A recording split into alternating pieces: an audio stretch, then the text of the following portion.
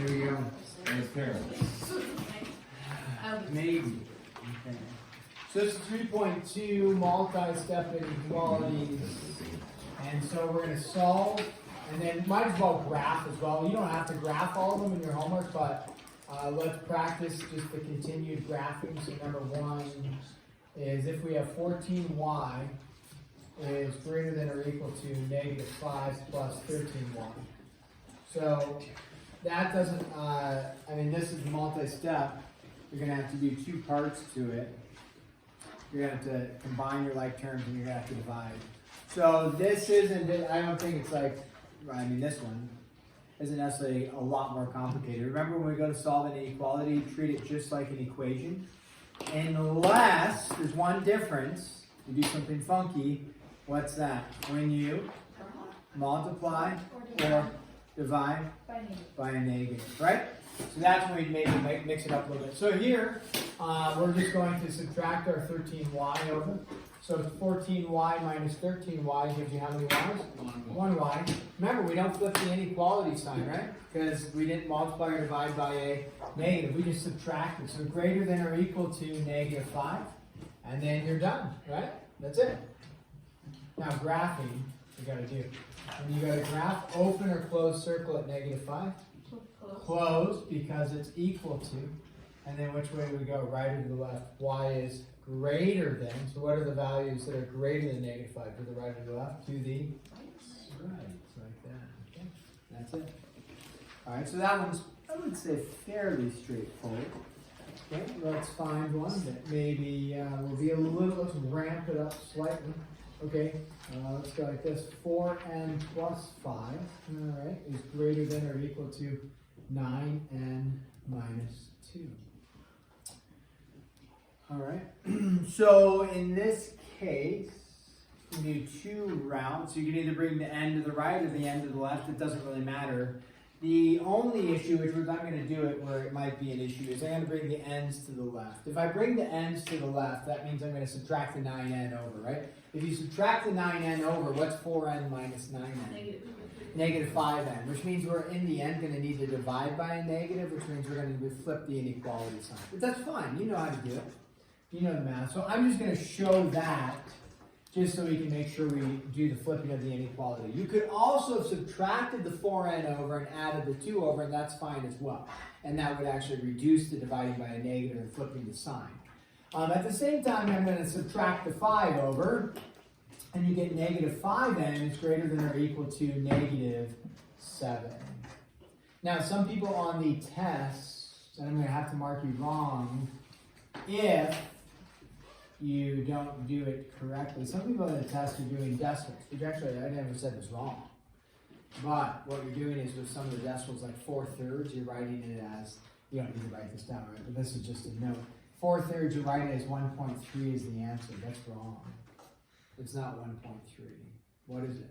1.3. Yeah, 1.3 repeat. And then some people are doing this, which is fine. But then I was like noticing people are like doing long division and everything and wasting time. That's just a waste of time.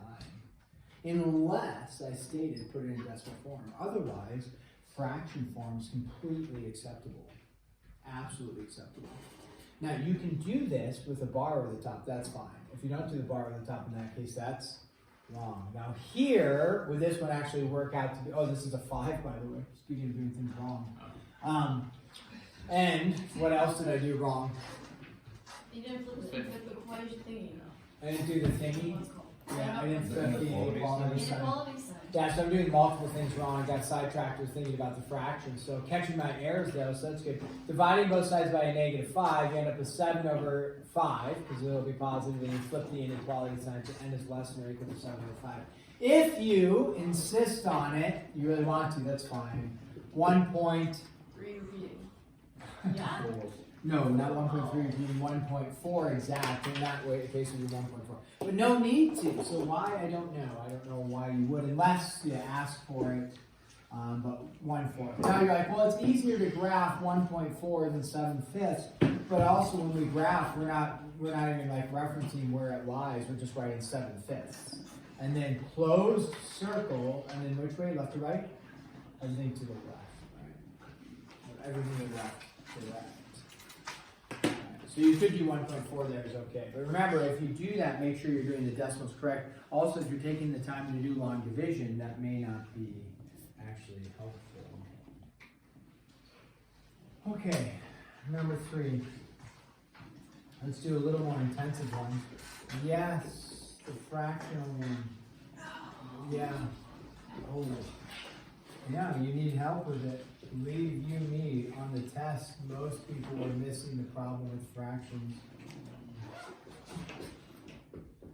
People are doing some pretty wild things I've never seen before.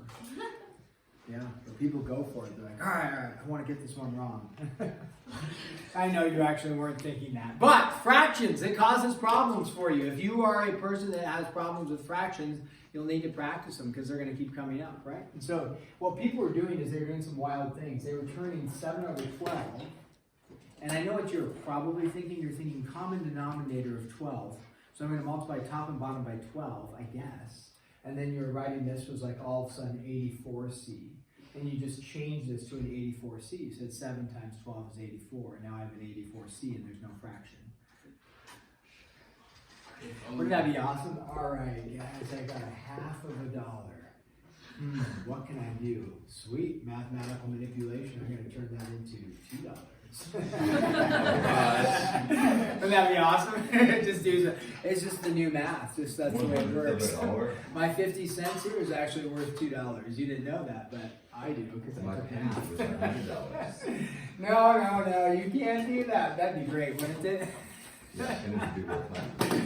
So, yeah, I don't know exactly what people are doing on the fractions. It got pretty wild on some of them. I was like, whoa, I've never seen this before. Well, that's cool. It's still wrong, but it's kind of cool what you did. Here, fractions look messy, right? So how do I get rid of fractions? Multiply by the LCD, least common denominator. Now, this one could get maybe kind of large, right? You could. You'd be like, well, I don't know, that's going to get wild. But maybe not. What does 16 go into? 16, right? But we know 6 doesn't, 12 doesn't, 8 doesn't. 16 goes into 32. But we know 6 doesn't. What's the next one? 16 goes into 48. Ooh, that's feeling nice. The 6 going to 48. Check. There's 12 going to 48. Check. There's 8 going to 48. Check. If you don't know that, you got to go back to elementary school. I mean, you don't need to go back, but you got to go back to your elementary days, I should say, and study your multiplication tables, right? This all comes from multiplication tables. So here we go. Multiply everything by 48. Now, this part, I'm going to erase this over here. So this part may be kind of new for you this year, but we've done several of these over the course of the year. You have to distribute it into everything, right? So when I do that, I say 16 goes into 48. How many times? 3. 3 times 11 is 33C. Minus 6 goes into 48. How many times? 8. 12 goes into 48. How many times? 4. 4 times 7 is 28. This is all arithmetic, right? I'm just doing arithmetic. Now, again, multiplying the whole inequality by 48, it looks a little confusing, but I'm just doing arithmetic now.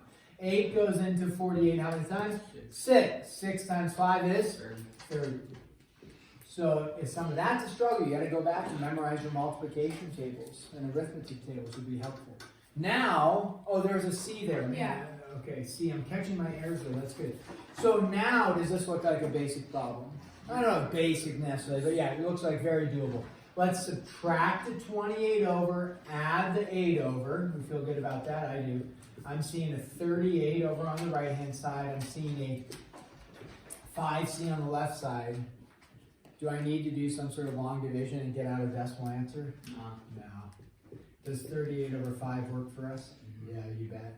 Now, if I needed to know exactly on the number line where that fell and what numbers it falls between, then you'd probably want a long division, right? And figure out that 5 goes into 38 like 7 times, and then 7 point something. But I don't need to. I'm just going 38 over 5. All right, and then close circle this way. Which way? To the left. Yeah, to the left. Okay, so that is those ones. And then we have these ones. We have some story problems in there. Okay. story problems are kind of similar that we did. We only did like one example of the story problems with inequalities, but they're similar on that. So we're just going to stop there, give you 20 plus minutes to work in class, okay? And then this will be due on Monday. Are we tracking, guys? Due on what day? Monday. I know we've been doing a lot of 2-day lessons. This is not a 2-day lesson, just a 1-day lesson. This is going to be due what day? Monday. I'm going to write it really big, and some of you aren't listening, which is classic. You're not tuning out the noise around you, and you're making your own noise, right? And I'm going to write it there, so that when you ask, I can like appeal to everybody, and everybody can just look at that individual and like, are you kidding me? What day is it to you guys? Monday. Don't complain about having work over 4.5 days. You got 20 minutes to get started. Yeah. Yes. What are you doing over there? I'm just trying to find bars. I just put my block like the sticky